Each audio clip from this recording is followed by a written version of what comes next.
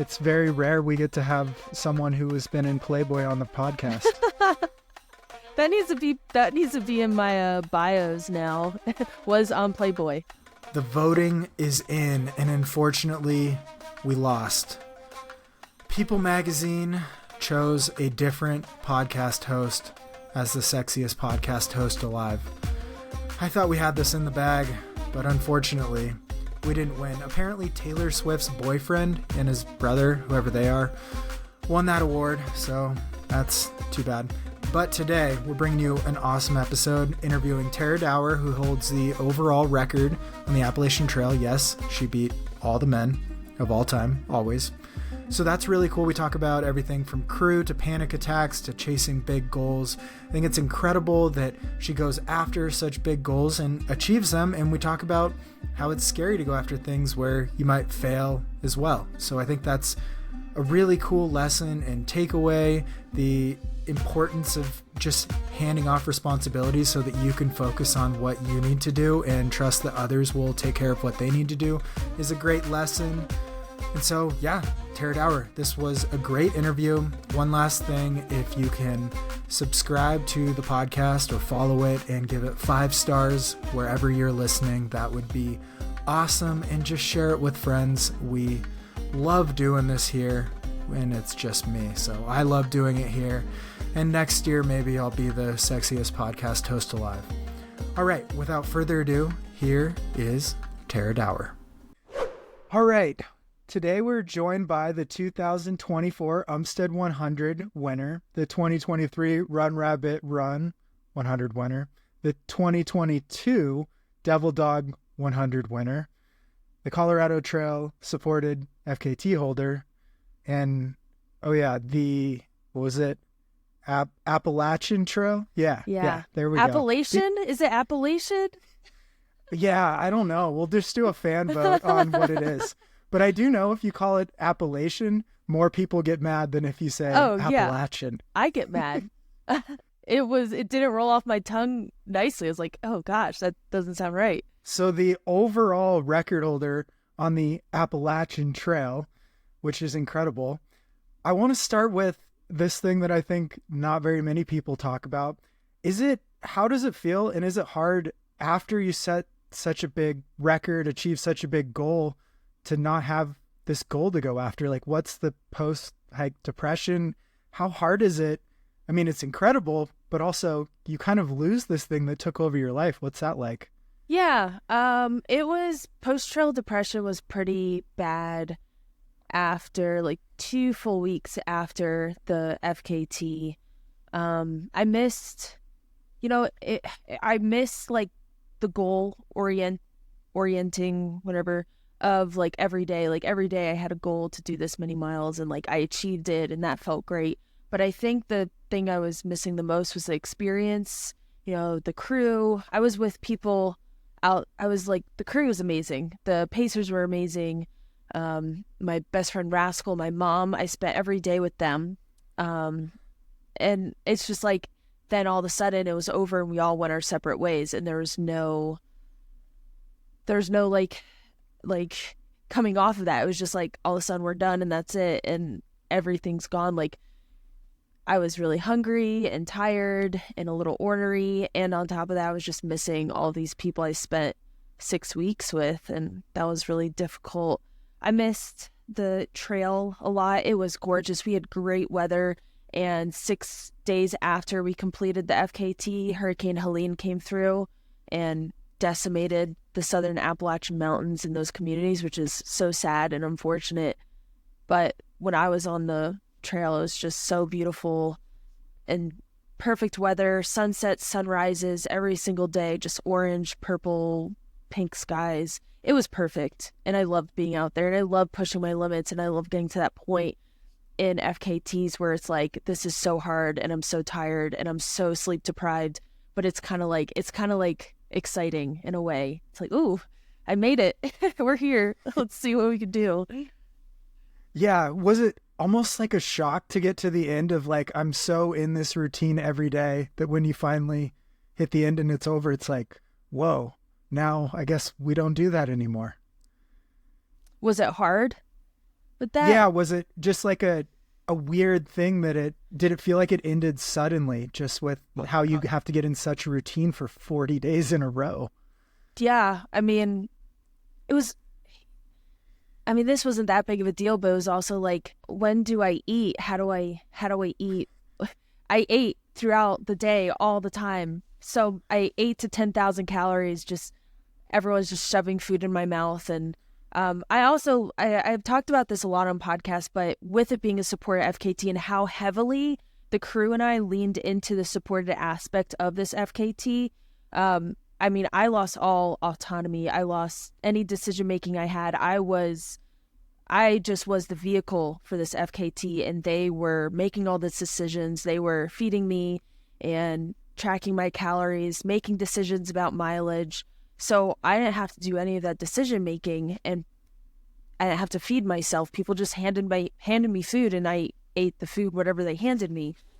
So, I mean, that was really hard with that just ending so abruptly and having to like, I know that sounds a little weird. Like, of course I know how to make my own decisions, but like going from like doing nothing but running, literally all I had to do was run, and then I could decide when I was using the bathroom, and that was it.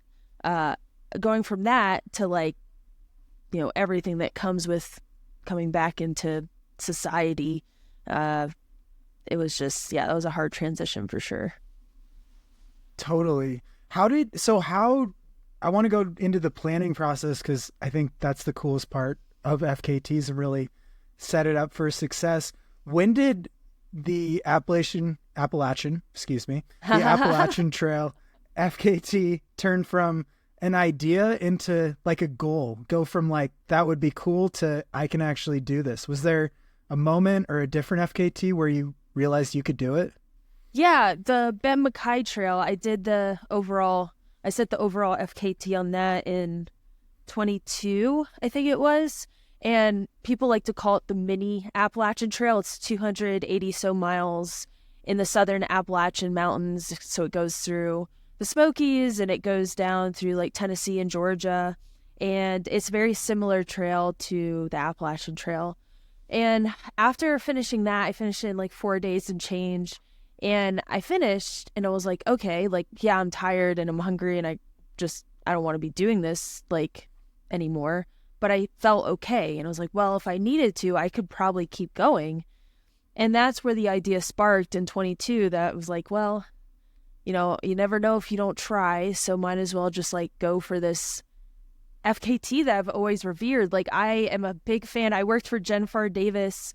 And so, I mean, I got a lot of like information from her, and friends with Warren Doyle, and Carl Meltzer was my coach. And Liz Durstein, I helped her during her FKT on the Appalachian Trail. And so like I have all these people in this FKT. It was like Appalachian destined. Trail. It honestly feels truly like it was destined. I have just like linked up with these people very naturally, and it just seemed like kind of lining up to be like the perfect FKT, and it was. But yeah, it was truly destined, and I just thought like, okay, after the Ben Mackay Trail, like I said, you never know if you don't try, so should just attempt to see. I mean, like honestly, it's such a big gamble to go out there for a 2,200 mile FKT. Like anything could happen, but if it turns out great, then that's awesome. If it doesn't, then you learned a lesson. But I was willing to just go out there and be curious. Yeah, I think that's the biggest thing that, especially current day, is so hard. Is I think we build failure up as this like thing we should never expose ourselves to. And I mean, having had a pretty awful year athletically and failed it a lot, I'm still glad I went after a lot. And I think the beauty is going after something. And with that, I kind of, since one other thing we both have in common is I had a panic attack and ended up in the ER thinking I had a brain tumor. I believe you had a panic attack on the Appalachian Trail. Yeah. And I just want to really hit on, yeah, like what was that like out there, and how did you overcome it to do something so crazy?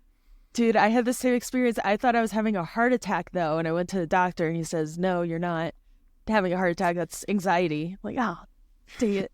it's so bad. Yeah. I drove myself to the ER and they asked man. if anyone could drive me home, and it was like, no, I haven't told anyone. I'm too embarrassed, but I think I'm having a brain tumor.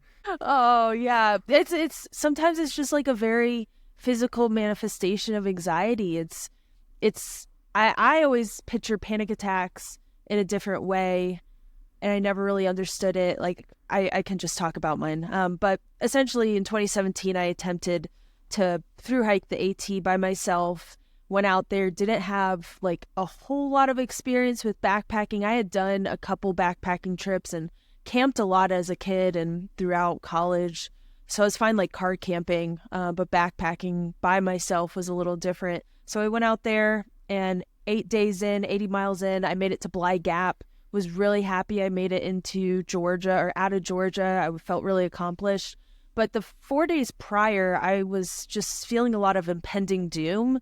And I didn't really know where that was coming from. You know, of course I miss family and friends, and, you know, a couple other things were going on, but it was really this like impending doom and this hyperfixation on Katahdin. And like, that was my goal. And to every single day have the goal being the end of a 5 to 6 month journey is really difficult.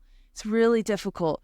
So I felt okay going into Bly Gap, camping there with some friends that I had made, and I went to sleep and woke up the next morning. I had a migraine and I was like hyperventilating, felt like something was sitting on my chest. And I just felt like, I don't know if you can kind of verbalize this a little better, but like, it almost felt like I just had like thorns all over me. Like I was very chilled. It was just like, I felt very uncomfortable in my skin. It was very much a physical manifestation of anxiety, and it was like so scary. I like packed up all my stuff. My grandparents luckily lived like an hour away, so it wasn't that I had to go get a shuttle or anything. So I had a family, some like familiar people nearby that could scoop me up. But on my way down, I took this like side road from like, I went down Bly Gap, I walked south, took the side road, was walking down to where I could meet my grandparents, and a dog came out of this house and bit my ankle. I was like, what the heck? I'm having a panic attack. This dog bites me. I'm like crying on the road, thinking I'm a big failure. So yeah, I think it was, like you mentioned, like failure. At the time, it was so hard and it was so difficult because everyone in my life knew I was going to be a thru hiker. That's all I wanted. Like, I graduated college and was like, I'm going to do this. I'm not going to get into a career. I'm going to thru hike, and then I'm going to get into a career. And it just didn't work out that way. And I pretty much lost like what I thought my identity was. And now I look back at it and I'm really happy I went through that failure because it taught me a lot about myself. I, dove deeper into my anxiety. I understood my motivations. I understood like my original reason for going out to the Appalachian Trail was to experience the community and the culture, not to get to Katahdin and be a thru hiker to check that box. It was to be enriched in this like community, like Appalachia community, and the trail community, trail names, all of that stuff. And I just was like not focused on that when I set out in 2017. So I was able to like revamp my like motivations for going to the Appalachian Trail, and I think that set up the entire, I call it my trail career, like my entire trail career, to kind of be aligned with that. And I'm really glad I went through that experience, even though in the moment it sucked. Totally. Yeah. When I had panic attack, I was just like throwing up sporadically every like 20 to 30 minutes. I would like sleep with the covers on, then pull them off. Everything was uncomfortable about life in every way. And I didn't know, this was only maybe 4 years ago. I didn't know that like mental health has very real ramifications in the physical health world too. Mm-hmm. And so just how I was brought up and everything. So that was a lesson of like, WebMD this is really bad. I got to go to the hospital. I got to act immediately. And then it like just opened up and softened me to like this whole greater world of how everything is interconnected between mental health and how you see the world. But the impending doom, I think, was the hardest thing, where it's like that pit in your stomach, like at any moment an asteroid's going to destroy me or something. It's just the craziest thing. And I can't imagine having that on a trail and having to figure out the self-extraction while feeling miserable. Yeah. And then having a dog bite you is added to that. Like, what the heck? Why is this happening? Why does the universe hate me right now? Literally bit while you're down. Yeah, it's so awful. Yeah. And then what did you do after that very quick failed attempt? What was the next through hike you went on, or how did you kind of right the ship with? I took 2 years off, and just thought, like, I'm just going to be a section hiker. This obviously wasn't meant for me. And then went back in 2019 and, with the right motivations, and had been working on my anxiety. I knew what kind of experience I wanted. I went out there 5 months and 10 days, and I still say this to this day, but like, I peaked in life in 2019 during my through hike. It was just an incredible experience. I made lifelong friends, even though I haven't lived my entire life. I can see these people like Rascal and Flipper and so many others being part of my life for a very, very long time. And just an incredible experience, the community, the culture, everything about it. And then after 2019, I got that job with Jen Farr Davis. In 2020, I was her hostel caretaker in Hot Springs and a backpacking guide with her. And that's where I learned about FKTs, and that just like accelerated the entire like career like in ultras and FKTs after I learned.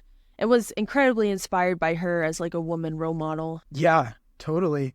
So did FKTs or trail running come about first? Or like trail races, ultras?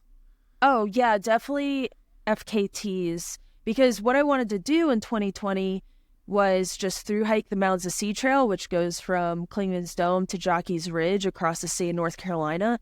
And I just wanted to like through hike it, but then COVID happened and I felt like I needed to do it in a more responsible way. So I got I call it a quarantine crew together. And then with Jen, it was like, okay, I could also do this really quickly. So I set off with this crew and we tried to set the FKT on the trail. And I had the mindset of a through hiker going into an FKT.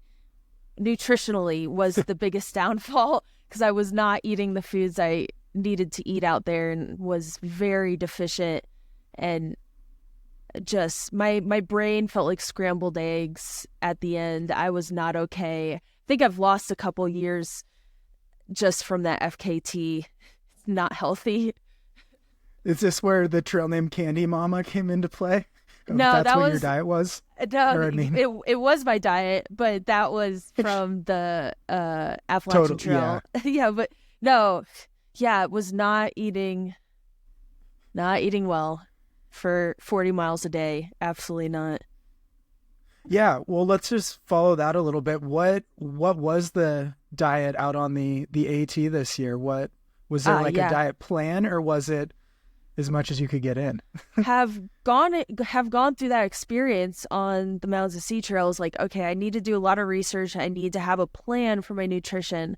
And so I gave Rascal and my mom, who are the two like consistent crew members throughout the FKT, I gave them some like guidelines, what I wanted to look for, and it was 500 calories for breakfast. It was 300 calories an hour as I was hiking. And then every time I saw my crew, about 6 to 7 times a day, I drank a 320 calorie protein drink.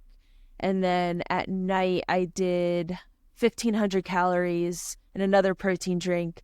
And if I was at the van, I'd do an ice cream sandwich.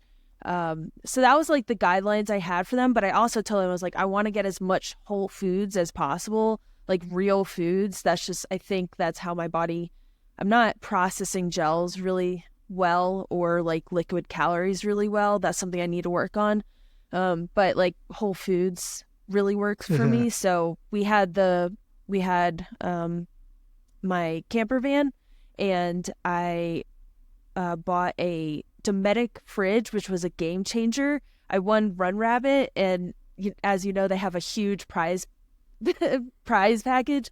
So I saved all that money for the FKT, but I also bought a Dometic with it. And what it is just a fridge and freezer, and we were able to keep like all these foods for so long. We didn't have to change the ice. Like that just adds a whole nother factor for the crew to worry about. So that was a game changer. But I think like where we really got our stride in nutrition was when Amy and Steve showed up about 11 days in. It was right outside of Hanover when they came, and Amy just took over the food and nutrition. She kept track of my calories, protein, fats, macros. I don't even know like what I need in those departments, but she just like fed me foods, and I felt more than fueled. Like during FKTs and during through hikes, typically I'm like, oh, I could really go for this or that, or like fast food or like McDonald's, or because I think I'm just like not eating that well. But out there, it's like I didn't crave anything. I was properly fueled by whatever Amy was giving me. Yeah. Do you think the switch too, because that seems right, maybe a little after the time where it seems like you clicked into a different gear. I mean, if we just discount the whites, even though they're hard. But do you think taking one more thing off your plate too just helped you really be that vessel that just had to move forward? Yeah, well, I knew going into the very beginning of the FKT that I was giving all the information to Rascal, my mom. It was like, all I'm doing is running. You guys you're well equipped. You don't need me to tell you anything or where anything's at. Y'all have all that information. So I think honestly that took something off Rascal's plate and my mom's plate, because no longer did they have to worry about making food on top of like worrying about trail logistics and setting up pacers and just shopping and all these other things that come with being a crew, which is like so much. They could just give that over to Amy. And Amy also made food for the crew. So she like did dinners at night for the crew, the pacers. She made these mass meals with Steve like built out their van. It has everything. It has a shower. So two of my 3 showers were in their camper van right on trail, which was incredible. So I didn't need to go anywhere to take a shower. They have all of these tools to bake, to cook, whatever in any sort of way in their van. And that was, I mean, they're incredible. If Amy and Steve are listening, y'all are one of the MVPs, 2 of the MVPs out of the crew. There's so many MVPs, but they are big time MVPs for sure. Totally. Yeah. What was the normal schedule out there? When would you wake up, and would the crew have to get up before you and have food ready and stuff like that? Like, what was it like for 40 days out there? Yeah. So, Rascal and I slept in the van, and my mom had the Durango and she slept in the Durango. So Rascal and I would wake up.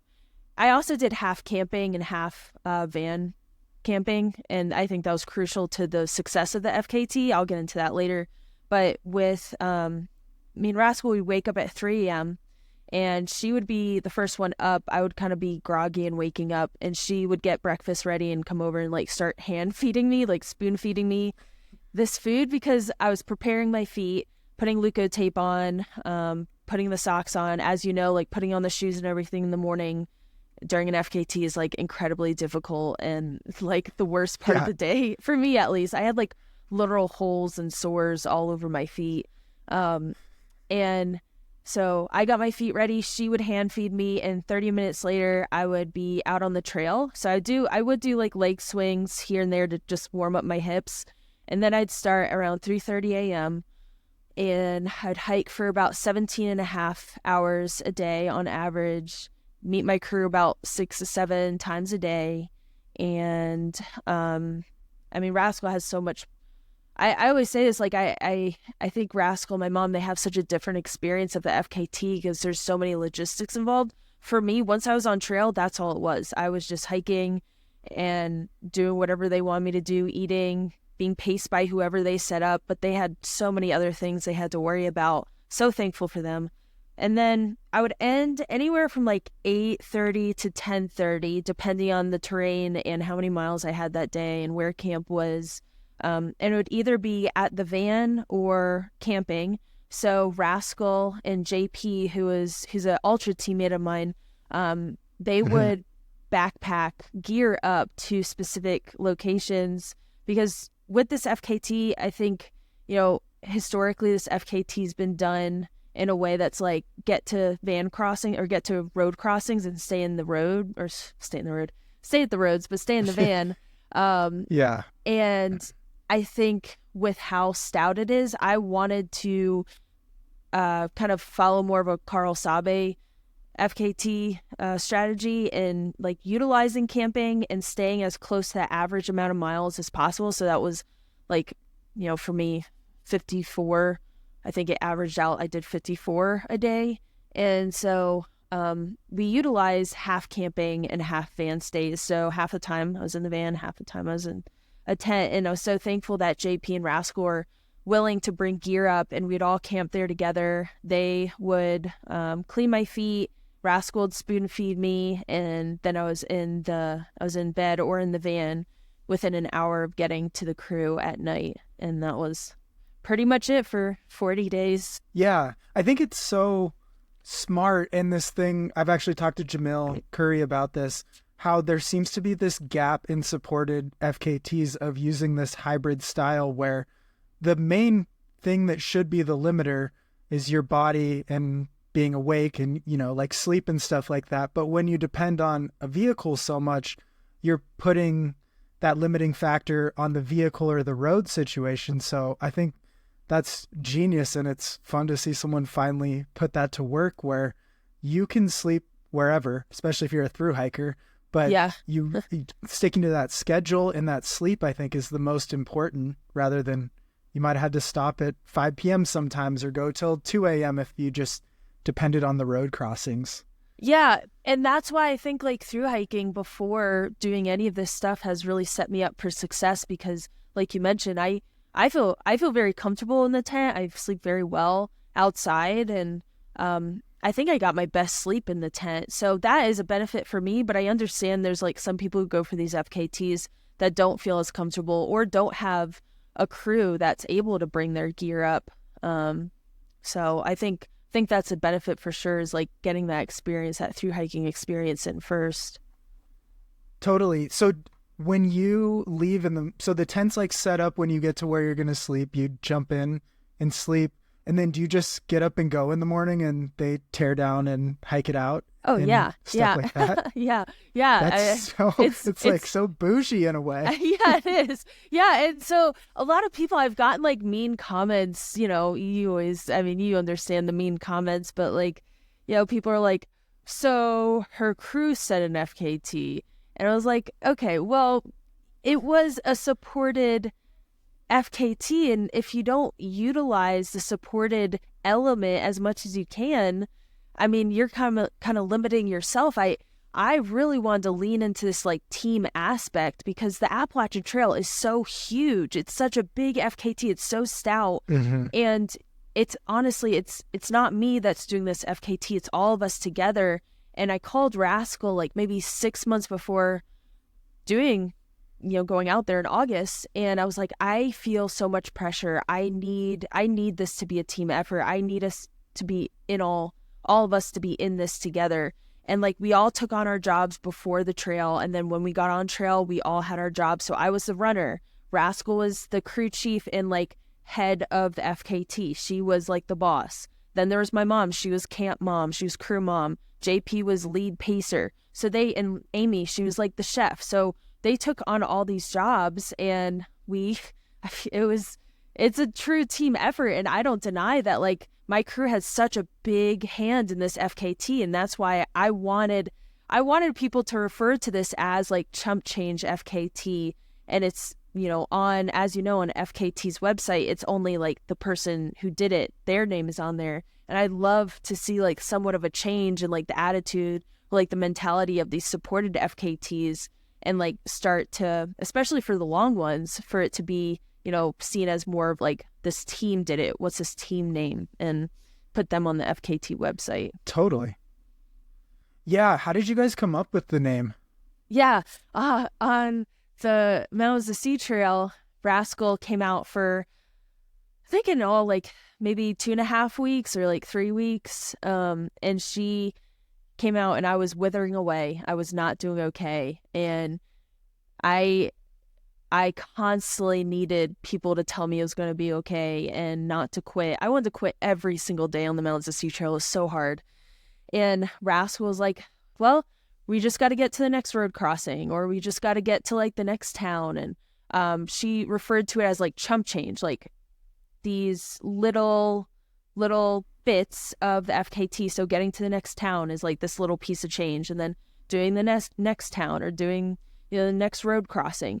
All of those together creates this like large FKT, but you have to split it up into you know, smaller edible sections.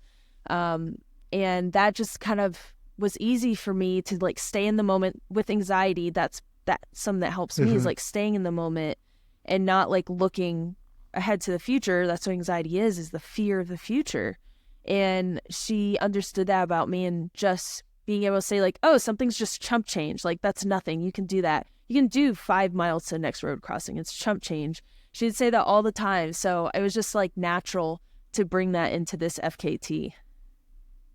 Yeah, I love the aspect too that it feels like it almost lightens the whole aspect of just even having chump in there or change. It's just like, yeah, it's, you know, we're going to have fun and do it our way out there anyways. And, you know, we're going to go from there. And especially being born out of pressure and anxiety too, I think it's even better to break it down, because without doing that, that's where the panic attack comes in. Exactly. Yeah. In 2017, that is exactly where I panicked, is when I'm looking at the very end, this big goal, and I'm not splitting into these smaller goals. So it was just natural for me. And I mean, she knows me better than I know myself. She knows my abilities, my mentality, my anxiety. So she knows exactly what to say to, you know, keep me motivated.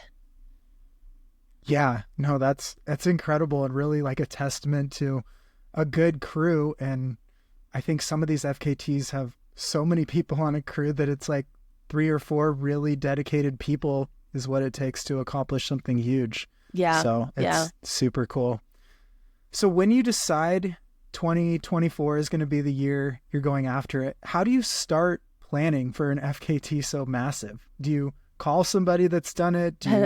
What do you do to do it? I guess the first thing was to ask Rascal to be the crew chief. Without her, I didn't think it would really happen. I just wanted her as a crew chief, and as soon as she was like signed on, I felt comfortable like planning. So the first things were just like talking to those contacts that I have. So I talked to Carl Meltzer the most about his FKT. He has so much information, because he's attempted it a lot. He attempted it a lot before he actually got it. Was it 5 times? 3 times, I think. Three? Yeah. At least 3, I think, and then he might have been successful. So, a lot. Yeah, so I talked to Carl and talked to Liz Durstein a lot, because she's a really good friend of mine. And then I just started making the Trail Bible, and that took a while. It's very thick. It's got a lot of information on it. It's got every single road crossing, the coordinates, the accessibility, and how many vehicles could fit in that area for every single road crossing on the Appalachian Trail.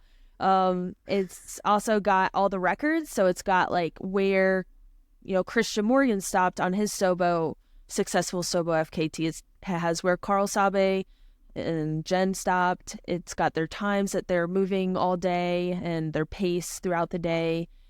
Oh man, it's got so much information. It's got like I didn't want to travel away from the trail more than like 5 miles personally, like my crew could, but I wanted to stay as close to the trail.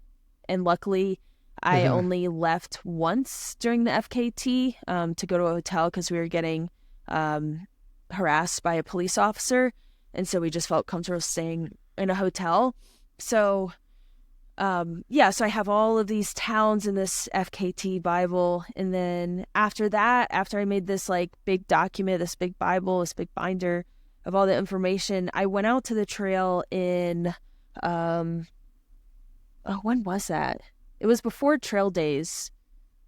Yeah, So like April maybe? Yeah, Or somewhere May in maybe? there. May, yeah. I went up to Maine and spent like, what was it, like 2-ish weeks going from Maine to like Connecticut and looking at every single road crossing and looking at the accessibility because I knew it would be important to nail Maine and New Hampshire because I was going to go Sobo. I knew it would be important to nail those sections. So I wanted to go out there and put my eyes on these road crossings so my crew wouldn't have to worry about the accessibility when they're out there. Like sometimes you're looking online and they're like, oh yeah, it's great. But that was like it was like 2008 when somebody wrote that. So I want to go out there and put my eyes on all these road crossings.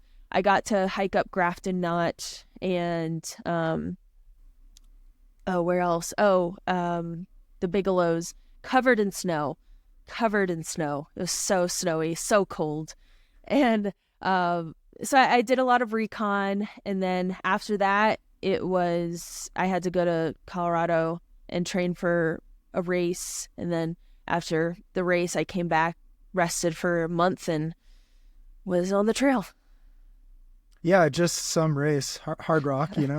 Yeah, hard rock. How did you fit that into training, I guess? Because hard rock, people don't know, super hard to get into. So you get this opportunity, but you also have this once in a lifetime FKT. Yeah. I don't know if it's good luck or bad luck, but some kind of luck. How did you manage both of those and not wanting to I guess, like do super poorly at either one? Yeah, so like people told me they're like, you should probably choose one or the other. It just seems like a lot. And I was like, well, like hard rock's first, so I'm going to give it my all. And then if the Appalachian Trail doesn't work out, the trail's still going to be there. I'm going to go back again and try again. I was looking at it in a way, I think for some people, they can look at it as a hindrance, like, oh, that's too much on your plate. But I was trying to like look at it a different way and think, okay, this could be a really good opportunity to get acclimated to like 9,000 to 10,000 feet. You know, that's great for being at 5,000 at Mount Katahdin. Like, that's great. So I was going to be acclimated. I was going to have this really good big training day in the mountains a month before the FKT. So I thought I would have my legs would be really trained for this FKT. With FKTs, people who normally go into it and like, you know, get fit out there. And I think I got a little more fit out there, but I think I was going into it really fit from hard rock. So I was trying to view it in this different way that it was going to help me and not hinder my performance. Because if I dove too deeply into like, oh my gosh, like what if I'm not rested? What if hard rock like messed me up? I think it did mess me up, but I wasn't looking at it that way. If I view it in that way, then it's just going to throw me off. And I just wanted to like view it in a different way. Totally. So headed into hard rock, like maybe the couple months before, were you doing more training based on hard rock 100 or for the AT? What kind of was the training? More running based? Yeah. I was doing all hard rock training. I thought that would translate really well to the Appalachian Trail. Mm-hmm. As you know, you can't really replicate an FKT at all if you go out for like a week and like do 50-mile days in the mountains. And but like I didn't have that. I can't do that. But I thought it would be a really good, it would replicate really well to the Appalachian Trail. And so leading up to, I was doing a lot of like time on feet, just a lot of like adventures in the mountains. I did a day with my friend Maggie and 2 other friends, and we went up Handies, which is on the course, and we went down and like, forget which one was first, but Red Cloud and Sunshine, 2 other 14ers. And then we traced our way back. So in that day, we did like 5 14ers, if you look at it at the out and back kind of way. And so I did like just a lot of adventures, a lot of running, a lot of time on feet. I was also doing a lot of like PT work. I sprained my ankle this time last year, and it just like didn't heal well, and I just had to do a lot of PT for my ankle, and then I kind of added in like knee work and like hip work as well. So that was pretty much the training leading into both of those things. Yeah, I think it's an evolving world kind of FKT training, because I think it used to be just go through hike or go walk a lot. Now, most FKTs, with at least the competitive ones, seem to need some amount of running or running efficiency and stuff like that because they're so fast now. Yeah, they are fast. Are you talking about like the those routes that are like a little shorter, like under 100 miles? Like I was looking at the Shenandoah FKT, and that's like so fast. It's like, what the heck? Yeah, well, I think anything under like 300 miles, or a lot of them are like a 4 mile an hour average. And when you throw in, if it's unsupported, throw in having to like get water and mess with stuff, like you better be running the downhills. It's pretty crazy. Yeah, for sure. Yeah, they're very stout. Like now what Kyle Purdon did on the Colorado Trail, he was moving all the time and moving fast, like 90 miles a day at 10,000 feet for 7 days in a row. Kyle is a tank. Yeah, it's incredible. And that was like the first, I think, exposure to how much you can lean on a crew. I mean, yours naturally just came after that, but his crew did everything. It was pretty incredible. So yeah, and I paced him for the first 3 days, and that is actually where I got the idea of having my pacers carry everything, getting water, carrying all the food, giving me food. I don't make decisions. Watching his crew and pacing him really, I mean, that did it for me. If I hadn't paced him, I don't think I would have had a successful FKT on the Appalachian Trail. Oh, that's awesome. And it's so in the FKT ethos. I mean, everything about your FKT, how it's like started with others who have the record and then progressed to helping someone else get a record and then implementing all of that and getting a record yourself. It feels like that's how FKT should happen. Like someone gives back and is part of it and asks others, like, stand on the shoulders of giants. I think it's so cool. Yeah, I think it's so important to like share. I mean, not everyone has to do this, but I think like for me, I want to share all this information because I want the FKT. People are like, oh, that's never going to be broken. With Carl Sabe, they were like, we're never going to see in our lifetime that record going down. And with me, they're like, oh, it's never going to get broken. I'm like, if you just listen to me, if you listen to my information, you could do it. You can do it better than me. If you're a little bit faster than me, then, and you have like enough, like if you're good with sleep deprivation, you could definitely beat me. And I think it's important to share all that information so we could just continue to see these FKTs getting broken down, and like we're really seeing what humans are capable of, which is exciting. Totally. Yeah. And speaking of sharing, how did you get video and document and keep track of things out there on the trail, which you're putting out on YouTube and stuff now? How did you capture stuff like that? I just whipped out my phone when I was feeling like talking to somebody, and I just filmed myself. Yeah, that was pretty much it. Yeah, sometimes that was my downfall. I fell a lot out there. I'm very clumsy, very, very clumsy, like so very clumsy. And, sometimes I'd be focused on the camera. It was actually, I think it was in the second day vlog at the very end. I went back. I fell backwards down this like rock face and just skinned my arm. And it was just like bleeding, gushing blood. I was like, well, that's what I get for vlogging. You literally see the fall and I'm like, damn it, at the end. So it was just like take video and then figure it out after the record was the plan. yeah, just put it together in some way. And I think like the daily vlog style is always like, I've always really enjoyed sharing with people and sharing like daily updates. So that was pretty much it. Just see what happens afterwards. Yeah, and you've also filmed some of your races that you've done quite well at too. You might be if you put place or elite in place and also capturing the race, you might be like number one in being able to capture like the most successful races. I think, how do you balance that, being competitive, also filming, also racing? I think it comes with practice. I think just like knowing that I want to share. I started the channel before my thru hike on the Appalachian Trail, and I wanted to share the thru hike with my family. And then it just like people just joined in. I really enjoyed sharing my experience with people on YouTube. And then I transitioned into ultras. I was like, okay, how can I like get my viewers and my subscribers like into this? And then I just started vlogging my races. And ever since I started, I was just vlogging every single race, and it just seemed natural to keep doing that.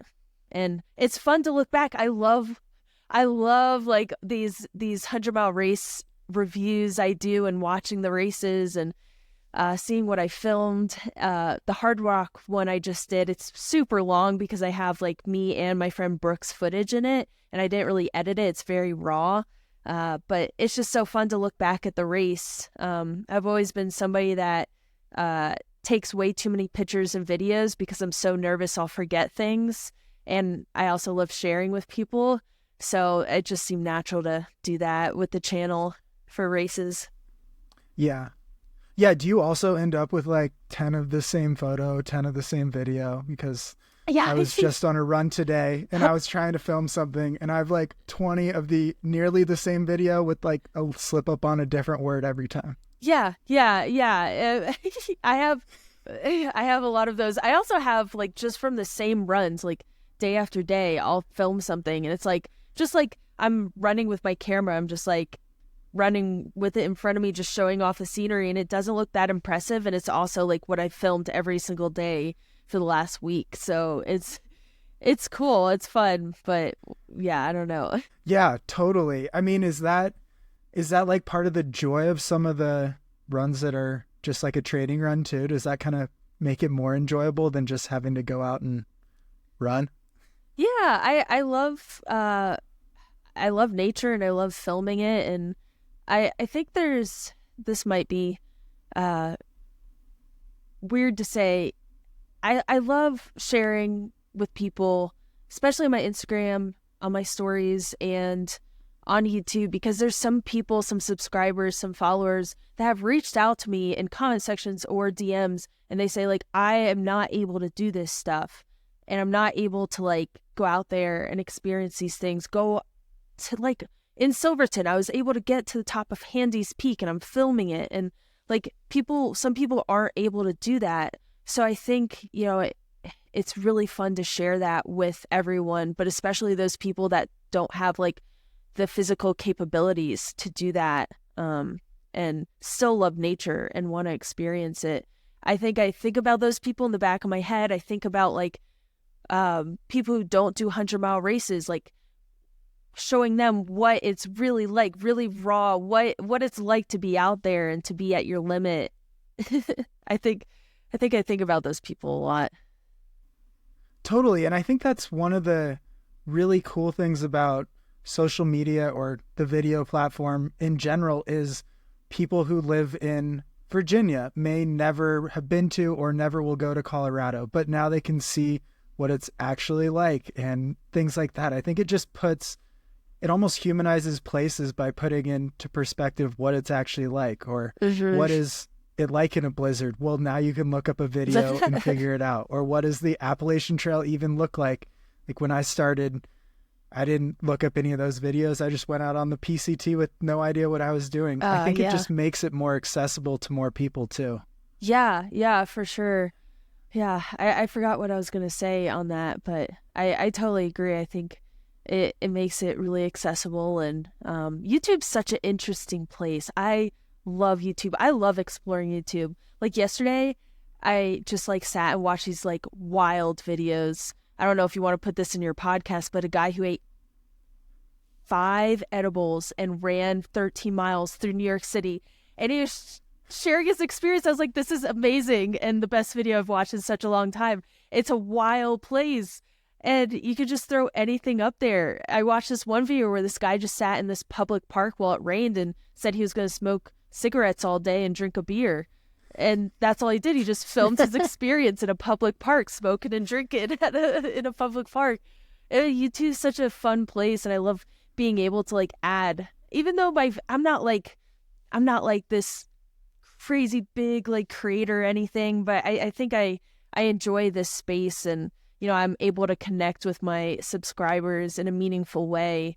Yeah, YouTube's a fun place. Yeah, it's so fun. At least, I mean, if people dive back into the way back of my YouTube, it's been so fun when I've had like no following or anything to just like test out comedy and post things that make me laugh. Like I did an unboxing of like a t-shirt, or I did a review of my own book. Like no one watched them. There's like 200 views, but I find them so funny. And yeah, just like my old YouTube stuff is so good. I did a review of tent stakes. It was when COVID hit, I just was like, I'm leaning into YouTube hard because I don't know how else to entertain myself. But it is just like this free outlet and expression and creativity, I think, is underutilized. It doesn't really matter if people watch what you're putting out there, if it's entertaining, engaging, fun for you to put it out. And I love the process of what's a funny idea? How am I going to film this? What should I say? Put it out there. I mean, if you can just let go of caring that much, it's so fun. I think, there's nothing wrong with people's like motivations when they go to YouTube. But I think some people's motivations when they go to YouTube and try to create a channel, it's to get big and to, start getting monetized and this and that. And there's nothing at all wrong with that. It's just different motivations. But I think I have really enjoyed this space of being able to like throw up, like kind of like what you said. I'm not as funny as you are, so I don't have a lot of funny videos, but I'm able to create whatever I want and not be worried about the algorithm picking it up because I just enjoy it and it's fun to make. I think that's a good place to be in for me. If I was always worried about having my numbers, be a certain way, I think it wouldn't be as enjoyable.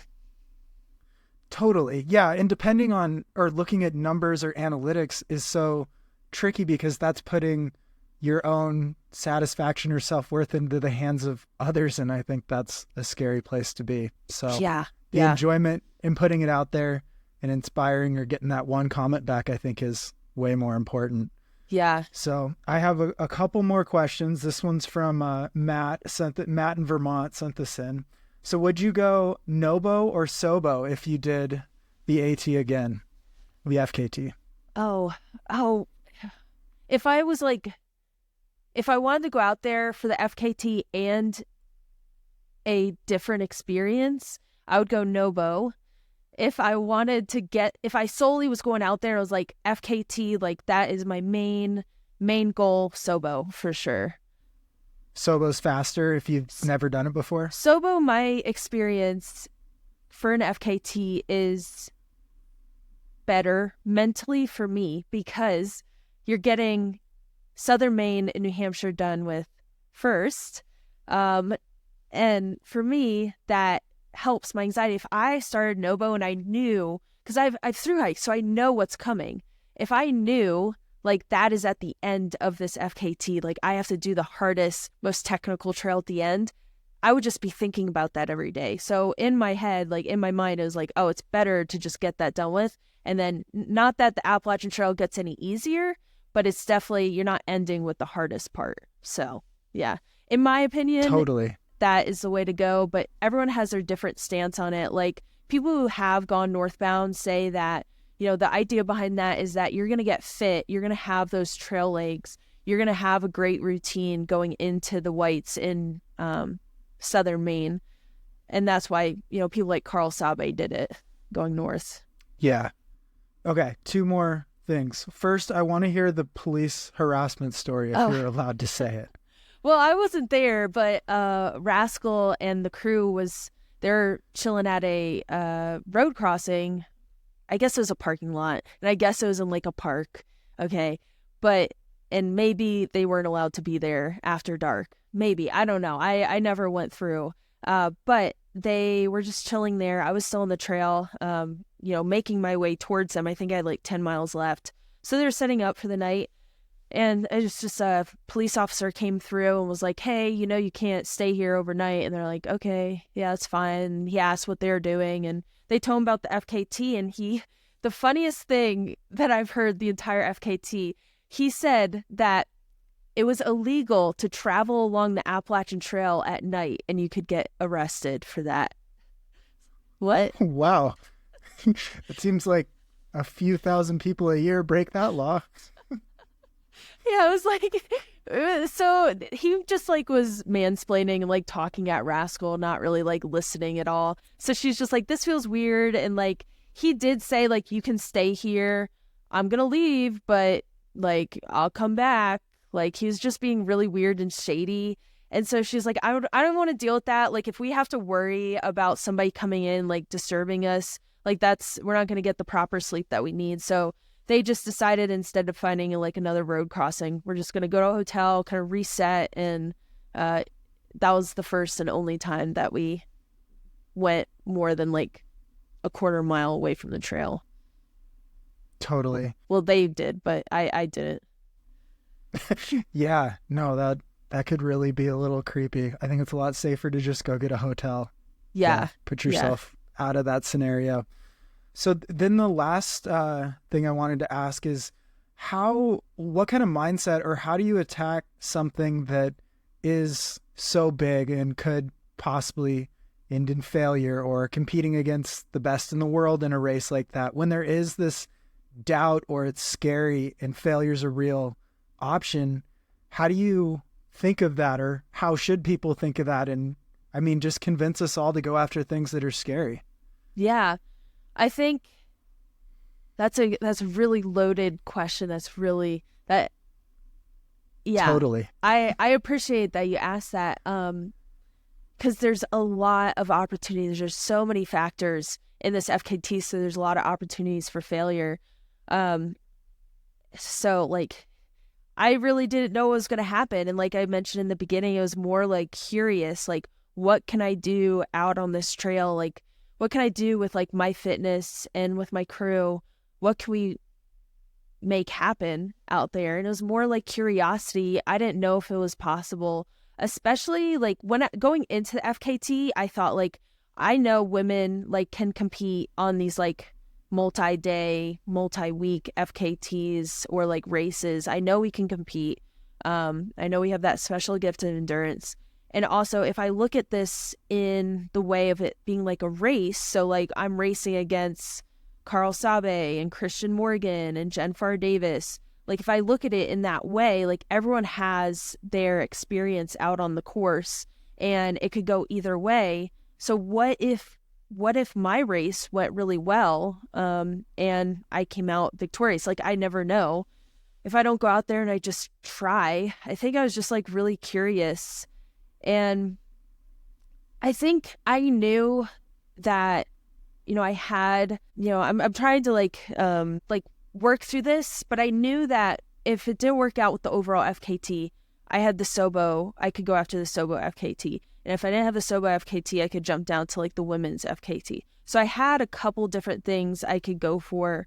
And I think that kind of made like the chance of risk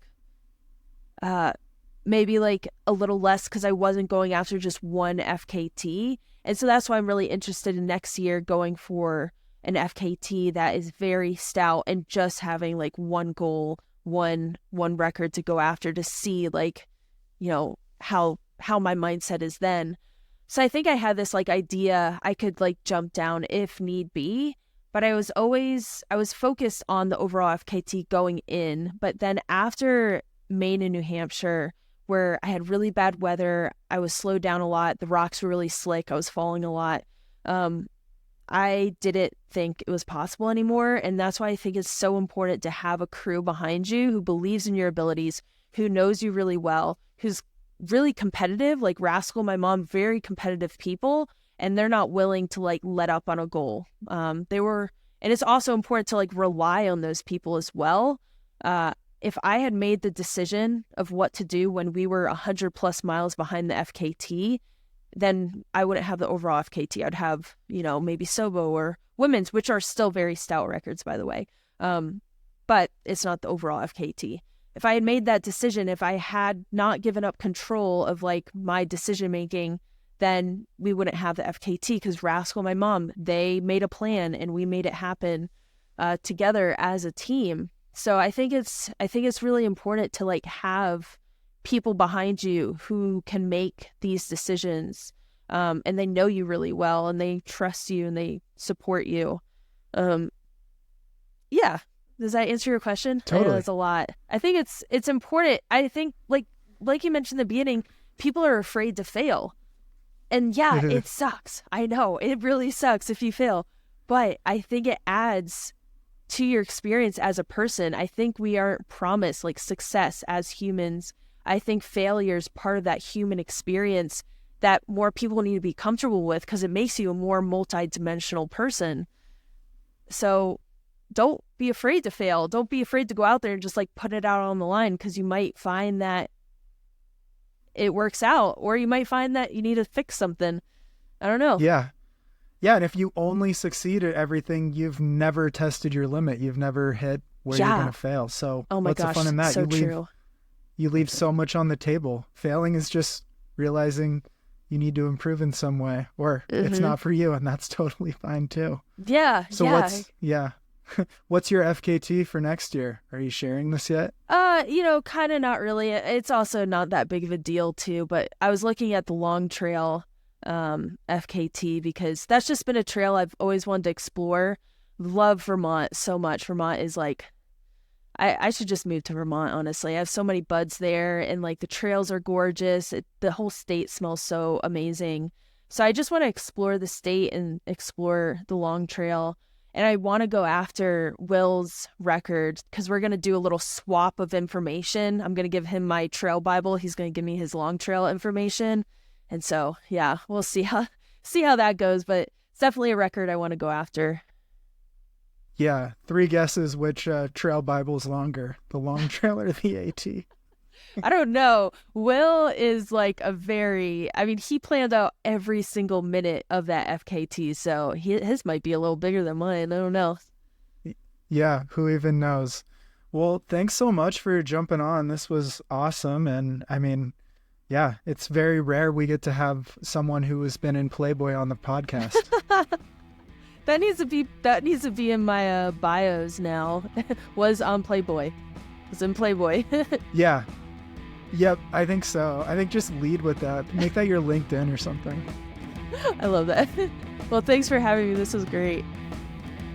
All right, thank you for listening. There are so many good tidbits. I love the thought of her going for the Long Trail record, having done that one. That is such a tough trail, but it's really cool, really rewarding. There's like little rebar on the side of the mountains because of how technical and hard that trail is. So other things going on, Nick Fowler is hopefully getting very close to closing out the record on the Arizona Trail, so keep an eye on that. Maybe I'll get him on here to talk about it. I was messaging with him yesterday, and he is so tired, but he is sticking with it. And just remember, Tara is not afraid to fail. It sucks to fail, but she puts herself out there, puts her goals out there, and you can too. So with that, we have more good episodes. I'm sorry I didn't put out a bonus one this week, but we had audio fail with one recording, and one guest had to reschedule, and my grandma passed away, unfortunately. So guess I'll just drop that in there. So it was just a weird week, nothing else happened. No other voting except for Sexiest Podcast Host Alive. But with that, stay elite, my friends.